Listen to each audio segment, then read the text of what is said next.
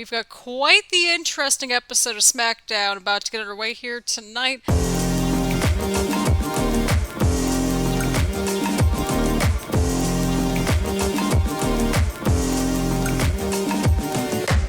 Welcome back to the channel, or welcome if you're new here. I'm Christina, aka That Writer, and today we've got Jey Uso's big decision. Will he side with Solo and Roman, or will he side with Jimmy? We've apparently got a new Women's Championship coming up, so they're finally addressing the Women's Championship situation after, well, me asking at least once or twice a week on social media and on here. And we've got all these Money in the Bank qualifying matches, so I'm all excited to see what happens. So as per usual, grab your snacks, grab your choice beverage, get comfy and cozy, and let's watch our stories, people. Let's see what happens. Oh god, we're starting out with the bloodline drama. I don't know if I'm ready for this, people. I don't know if I'm ready. Oh, I'm so nervous. You know what? If y'all don't want to join either side, feel free to join my team. I've dubbed it Team Christina with a smiley face. We just sit here and watch her stories, and we watch everything happen. We don't get involved, we just sit here and watch what happens. We're here for our stories. Jay, weren't you the one that said you didn't give a crap about the tribal chief that one time, like, back when Sammy was still involved in the bloodline? Like, right before Royal Rumble? Yeah, where's that energy, Jay? Come on. Ah, yes, Paul Heyman trying to gaslight Jey Uso. Okay, but we also have to remember what also happened at Night of Champions, Paul. Jimmy and Jey both kicked Solo at one point. Are we all forgetting that actually happened, right? Are we suddenly forgetting that part of the puzzle? Yeah, I'm sure that's the case. I'm sure he's trying to make Jey to be the next tribal chief. What about Solo? Like, he's been the one that's been right by Roman's side this entire time. A match that sets your trajectory to be the tribal chief. Wasn't that something in the 2K game? It's reminding me of the 2K game where it's like you have the little paths that you have to take in the story mode. I thought Solo was the right-hand man. Like, are we just kind of shoving Solo to the side? I'm on Team Solo in this whole mess. I don't care. Wait, we're suddenly getting Austin Theory versus Jey Uso for the United States Championship. Yeah, it's when Roman thinks that he's ready, which means that he's not going to be a world champion, right? But we're forgetting about this Money in the Bank briefcase. Y'all aren't factoring that into your equation, Paul. Just saying. Because that's been cashed in on a United States Championship before, so nobody's safe now with the briefcase. Nobody's safe with the briefcase. Don't fall for it, Jay. Remember, you and Roman started this, and you and Roman are going to end it. Paul, just say that he loves you. Don't fall for it, Jay. Don't fall for it.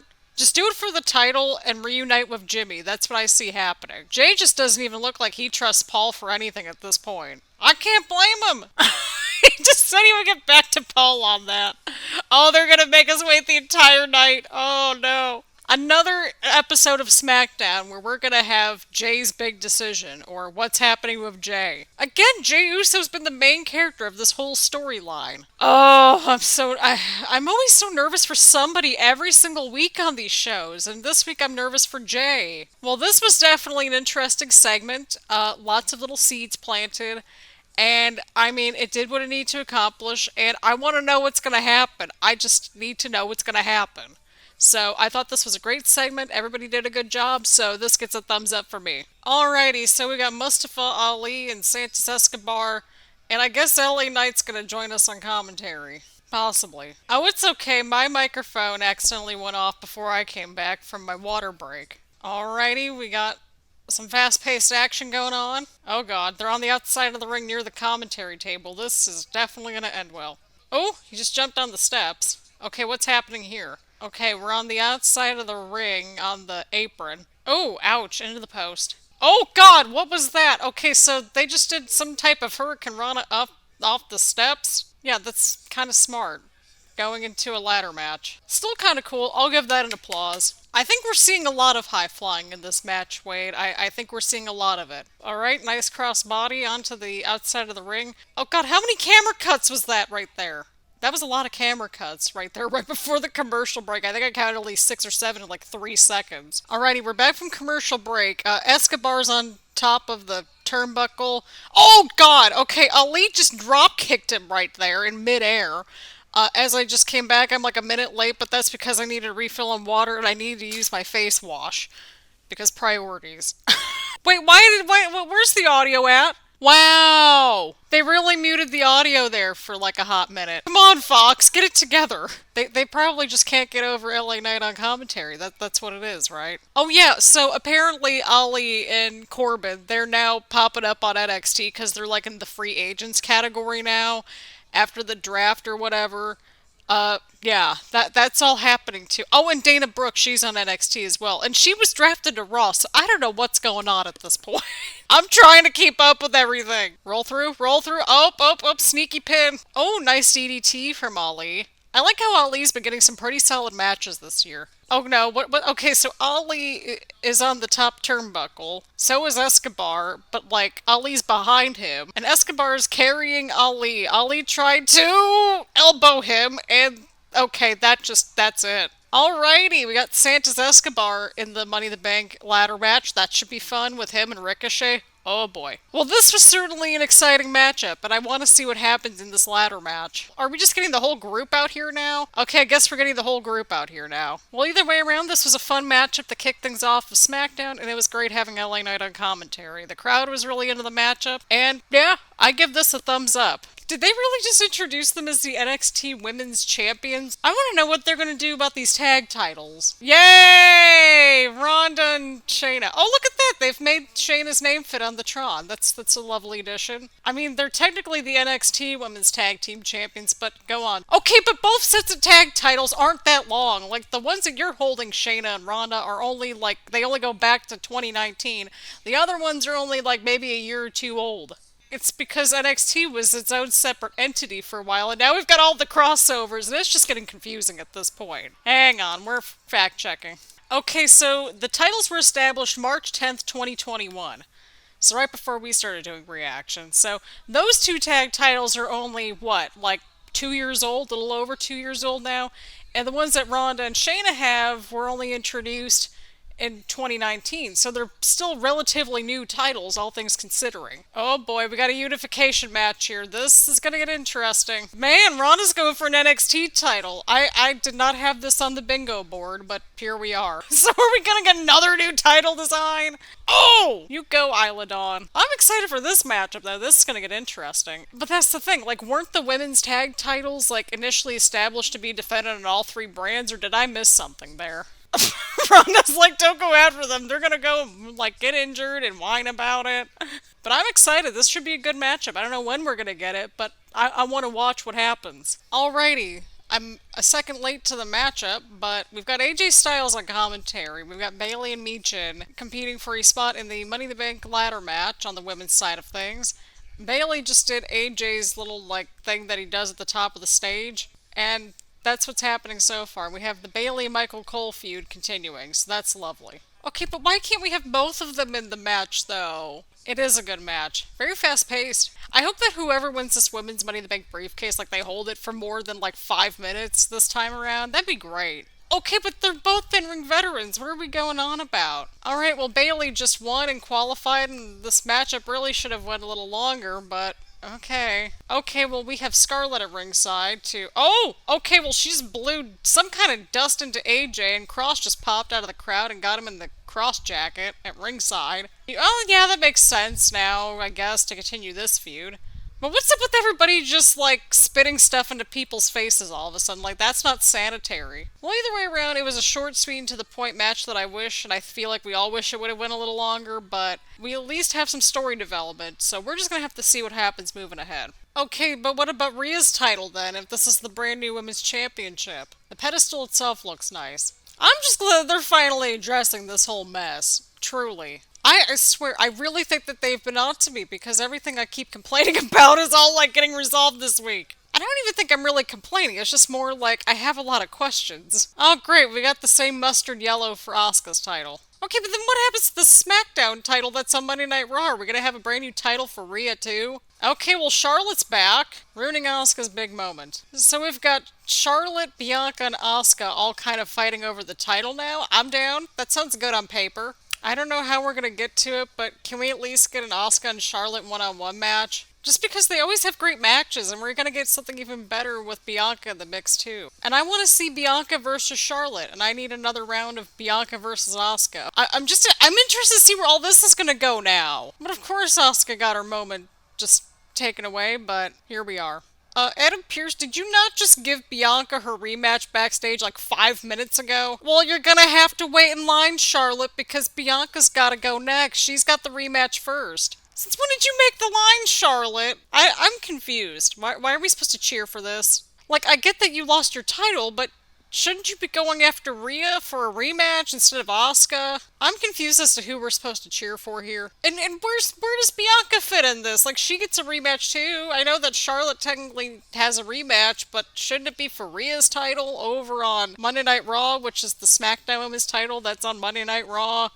Look, I'm trying to keep track of everything, and it's just getting all messy. At least the women's title picture is getting a little bit interesting on SmackDown, so I mean, for that alone, I'm going to give that a thumbs up, but I can't give it anything more than that because I do not like this mustard yellow title theme that we've got going on here. Okay, so we've got Carmelo Hayes and Trick in the crowd because he's feuding with Baron Corbin in NXT, and we got Baron Corbin here against Butch for a Money in the Bank briefcase. And by the way, Corbin lost his match when he was Money in the Bank briefcase holder. This whole free agent thing is so weird. It's like, are they just kind of like floating around and just take the L every day, or what's going on? But I don't know. Michael Cole is just unhinged tonight. Oh, Michael Cole. He's got one of the most protected finishers in the company, so I mean, he's got that going for him. You gotta give credit where credit is due, right? Me too, Wade. I get nervous and feel all cringy and stuff seeing all the fingers getting snapped. Well, Butch just won. Butch has the right idea. He just like ran out of there. And yet we're supposed to believe that Baron Corbin's going to beat Carmelo Hayes for the NXT Championship. This is going to be a very interesting Money in the Bank ladder match. I'm here for it though. Hey, you leave Carmelo and Trick alone, Baron. I love how we're just like, we don't know who's going to cash in on who for these briefcases. Alright, is this also going to be a very short Money in the Bank qualifying match? Just like, after that first one, it's like they've been just like 2 minutes long, from what it seems like to me anyway. I don't know. I'm fine with whoever wins this matchup. I just hope that they get like 5 minutes. But I will say this, at least the women are in a lot of segments tonight, which is nice to see, right? I'm still trying to figure out what's going to happen to Rhea's title. Oh, they're in Lexington next week. My old stomping grounds. A place I called home for 2 years. Alright, nice competitive matchup so far. Both are having a good little showing here, although ouch. I feel like that looked like that would have hurt Shotzi more than Io right there, no? Again, I'm not a trained professional wrestler. I'm just here to watch everything unfold. Shotzi with a huge dive right there. Alright, what's going on here? We got Io and Shotzi at the top rope now. The top turnbuckle. Oh! Counter. Oh, but there goes Bayley. Oh! Ouch! Yeah, ouch! Ouch, ouch! Oh, there goes Io. Great, another quick match. I swear, our Universe Mode matches are lasting longer. We're doing Elimination Chamber qualifying matches. I swear, they are lasting longer than a lot of these matches have been tonight. Good lord. This was what I was worried about. It's like, oh, we've got like all these matches coming up, and we got a story with the bloodline. I'm interested to see what's going to happen with Bayley and Io now, since they're both in this Money in the Bank ladder match. Something's going to go down between these two. But yeah, this matchup happened. It was short, sweet, to the point, and that's pretty much all I got. Alrighty, people, we've got main event Jey Uso versus Austin Theory for the United States Championship. We're going to have to see how things unfold. Roman's showing up next week, so we know that we're in for a treat. Wait, did we just compare Jey Uso to Prince Harry? What are we going on about? Literally, this whole storyline started with Jey and Roman, and it's got to end somehow with Jey and Roman. Why does Jey have to keep proving himself worthy every single time? Like, Sammy was onto something there. And by the way, Sammy was involved throughout the show. He was chit-chatting with Jey and all that stuff, so I don't know. I wouldn't be mad, though, if Jey did win a mid-card title. I would not be mad at that at all. I would like to know where Jimmy is, though, or, like, if we're going to get any sort of shenanigans throughout the night. I don't like where this is going, y'all. I don't like it. Okay, so essentially now we've gotten to a point where it's either Jey or Paul that stays in the bloodline at this point. I forgot to mention that detail, and Michael Cole reminded me, so thank you, Michael Cole. I'm forgetting some kind of Look, there's been a lot going on tonight on this episode. Jey, don't do it for Roman, do it for yourself. Win the title for yourself. I mean, Theory always delivers in the ring, but We need somebody fresh with that title. Okay, but the bloodline's been crumbling since January at the very least. Maybe even a little earlier than that. We've been establishing this for like a while. We've been here for how long now? Since October? Oh, here comes Jay. Here comes. Okay, well, that might have slowed him down. Oh, nope, nope, not entirely. Okay, there goes Jay. Well, there goes the ref now. Yay! Shenanigans. I'm smelling shenanigans, people. I am smelling shenanigans. Oh, there goes Pretty Deadly. Oh, there goes Jimmy. Well. Well, okay, but why is Solo not going after? Oh, Jay blocked Solo. Oh! Jimmy accidentally kicked Jay! Oh no. Jimmy's going after Solo now. Oh no. Oh, and Theory's back in the ring with the ref, coincidentally enough. Shenanigans! Oh, and you want to know what's actually really hilarious too? So on our Universe mode today, we had our number one contenders match for the men's tag team titles, and the Usos have the tag titles right now in Universe mode, and Pretty Deadly won the number one contenders match, so just a coincidence that that got uploaded today. Purely coincidental. Lord, Roman better set things straight next week. We need Roman on this show. Roman's like, I need a week off, and yet everything falls apart when he's not there, but also still falls apart while he's also there. Well, that's because Solo knew that they kicked him the last time, so Solo was prepared this time. Oh god. Okay, we got Jimmy and Jay inside the ring now. Oh, I'm nervous. Oh, I'm so nervous. Oh god, don't tell me that Jay's getting suckered back into the bloodline at this point. After everything that you have been put through, Jay, how about this? How about we give him option C, where he just, like, does his own thing? Not to be confused with the Impact variety of option C. Okay, Jay's walking out on his... Oh god. Oh god, Paul's saying call Roman Reigns into the iPhone. That iPhone is one of the most dangerous things on the show. I don't care what anybody has to say. It really is. Oh no. Oh god, I'm nervous for next week, everyone. Roman's gonna be there. Oh no, I'm nervous. Alright, so the match itself, it was serviceable, so we give it a thumbs up. For the storytelling shenanigans towards the end, it was kind of predictable. We knew something was gonna happen. And I'm still nervous for everybody involved, mostly Jimmy and Jay at this point. So because it was predictable, we'll give it a 1.5 thumbs up. That work with everybody? I think that works for everybody, right? Right.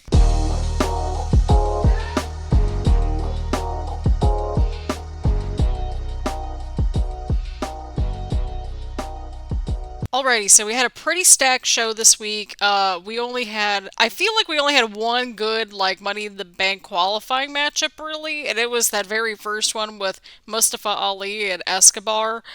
And other than that, the other ones were quick and short for whatever reason. And I'm sitting here thinking, we still got like, what, 3 weeks to go until Money in the Bank? Like, we couldn't have spreaded those out a little bit? I don't know. Maybe that's a me thing. I could be entirely wrong. They can get away with it a little bit more on Monday Night Raw, but like, I'd rather have like, a handful of matches at most, right? Where it's a little bit more like substantial, right? Or at least just a couple of matches at this point where it's a little bit more substantial. Like, we're not talking much longer than like 10 or 15 minutes a match, right? But it's like, I feel like we could have had something a little bit more of substance this week in terms of those qualifying matches. I feel like even if they just move like a couple of them, like kind of throughout the next couple weeks, I feel like that would have been okay too. The new women's title, I'm not a fan of this mustard yellow that we've got going on SmackDown. I like how the tag teams are starting to feel a little bit more important on both the men's and women's sides of things. I'm glad that we're finally getting the women's title situation starting to sort of, unfold. What I didn't like was Charlotte butting her nose into Asuka's little celebration there. I'm sitting here like, okay, I get that both of them have title matches, but like, wouldn't it make more sense for Charlotte to go after Rhea again for her title? And then I've got to think too, well, Rhea's not really involved in the women's division over on Monday Night Raw at this point, right? Like, that's just how her direction's going. And that would have been a great opportunity to have her start interacting with the women's division again. But I like the direction of the women's division so far with SmackDown. I think we're off to a stronger start with Asuka, Bianca, Charlotte. I think you could throw anybody that's on that women's roster against one of them or even amongst themselves and it would still be interesting. But overall, I thought it was a pretty decent show this week. Again, we had a lot going on, not necessarily in a bad way, but we started having a lot of questions get answered and we had some seeds get planted. Man, oh man, we were not having any of it in this week's reaction, weren't we? Oh boy. But I feel like we were all kind of thinking some of those questions or might have had those thoughts too, right?